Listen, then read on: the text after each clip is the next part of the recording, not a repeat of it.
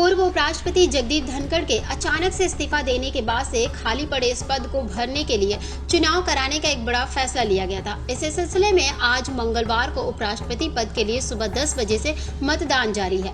भारत के 17वें उपराष्ट्रपति पद के लिए वोटिंग चल रही है। बता दें, बीजेपी के नेतृत्व वाले एनडीए गठबंधन ने सीवी राधाकृष्णन को अपना उम्मीदवार बनाया है, जबकि विपक्ष ने बी सुदर्शन रेड्डी को चुनावी मैदान में उतारा है, जिनके बीच सीधा मुकाबला है। उपराष्ट्रपति चुनाव में हिस्सा लेते हुए प्रधानमंत्री नरेंद्र मोदी ने इस पद के लिए सबसे पहले वोट डाला है। इसी के साथ ही गृह मंत्री अमित शाह, केंद्रीय मंत्री नितिन गडकरी, कांग्रेस के राष्ट्रीय अध्यक्ष मल्लिकार्जुन खड़गे समेत कई दिग्गजों ने भी अपना मतदान किया है। वहीं ओडिशा के पूर्व सीएम नवीन पटनायक की पार्टी बीजेडी और तेलंगाना के पूर्व सीएम केसीआर की बीआरएस के बाद पंजाब की शिरोमणि अकाली दल ने मतदान से दूरियां बनाते हुए वोट न डालने का फैसला लिया है। इस फैसले ने उपराष्ट्रपति चुनाव को और भी दिलचस्प कर दिया है। मतदान से ठीक पहले विपक्ष के इन तीनों दलों ने वोटिंग न करने का फैसला लेकर राजनीतिक हलचल को तेज कर दी है।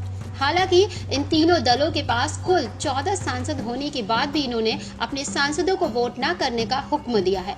ऐसे में ये सवाल उठता है कि इसका असर आखिरकार किस पार्टी पर पड़ने वाला है।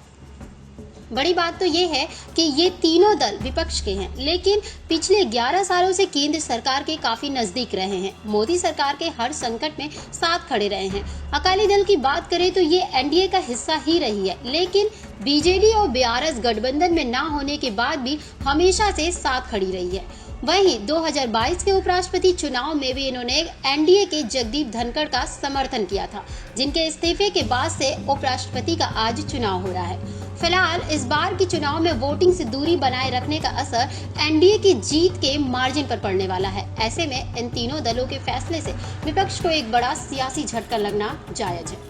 कांग्रेस ने सुप्रीम कोर्ट के पूर्व जस्टिस बी सुदर्शन रेड्डी जैसे गैर राजनीतिक चेहरे को अपना प्रत्याशी बनाकर ममता बनर्जी और अरविंद केजरीवाल का समर्थन जुटाने में काफी हद तक कामयाब रही, लेकिन समूचे विपक्ष को एकजुट नहीं रख सकी। नतीजा, बीजेडी और बीआरएस के साथ अकाली दल का विश्वास नहीं जीतना कोई मामूली बात नहीं, बल्कि ये जाहिर करता है कि ये तीनों विपक्षी दल कांग्रेस से अभी भी दूरी बनाए बैठे हैं। बात करें बीजेपी के नेतृत्व वाले एनडीए की, तो इसके पास दोनों सदनों में कुल 425 सांसदों का समर्थन है। वाईएसआरसीपी ने एनडीए उम्मीदवार राधाकृष्णन को अपना समर्थन दिया है, जिसके बाद अब एनडीए के पास 436 सांसदों के वोट हो रहे हैं। ऐसे में एनडीए उम्मीदवार की जीत तय मानी जा रही है, जबकि विपक्ष के उम्मीदवार बी सुदर्शन रेड्डी के साथ 324 वोट हो रहे हैं। इस तरह से जीत के लिए 112 वोटों का अंतर साफ नजर आ रहा है। हैरानी की बात तो ये है कि 7 सांसद निर्दलीय होने के बाद भी